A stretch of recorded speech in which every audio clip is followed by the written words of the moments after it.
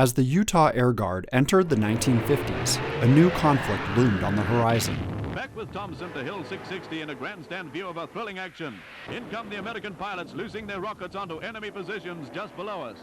The Korean War was a prominent moment in the early 1950s, but in 1951, the Utah Air Guard saw the activation of several Utah Air Guard units. The 130th Air Control and Warning Flight, the 210th Tow Target Flight, the Detachment C 244th Air Service Group, the 191st Weather Station, and the 191st Fighter Squadron. While many of these units remained stateside to assist in training Americans for war, the 191st Fighter Squadron's pilots were split up and divided among several active duty squadrons of both F-51D Mustangs and F-86 Sabrejets. One Utah pilot, Captain Clifford Jolly, became Utah's first jet ace, ending the war with 7 MiG kills to his name.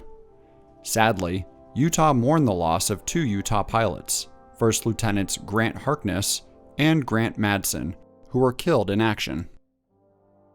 Deployed units returned in 1953 with high praise.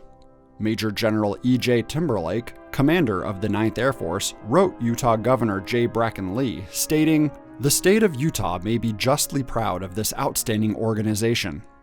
I wish to express my personal appreciation for the splendid record which the unit achieved while under my command." With the end of the Korean War, Utah came out as the state that provided more National Guard troops than any other state.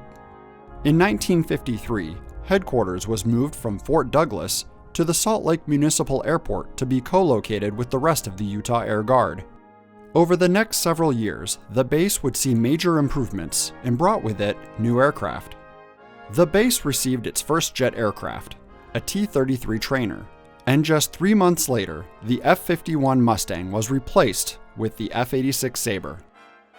This change increased the amount of funds allocated to the Guard and facilitated the replacement of the old 5,500-foot runway with a new 10,000-foot runway. The Utah Air Guard's growth continued to increase to the point that in August of 1957, the 191st Fighter Interceptor Squadron was incorporated into the newly established 151st Fighter Group. Along with its F-86Es, the group now flew 3 T-33As, 2 T-6Gs, a C-45, and a VC-47A. That same year, the 130th Air Control and Warning Flight also received the 24-hour Air Alert mission. The unit consisted of radar operators, aircraft weapons controllers, and electronic maintenance personnel. This alert mission brought with it the capability to run mock intercepts and scramble the fighters of the 151st several times a day.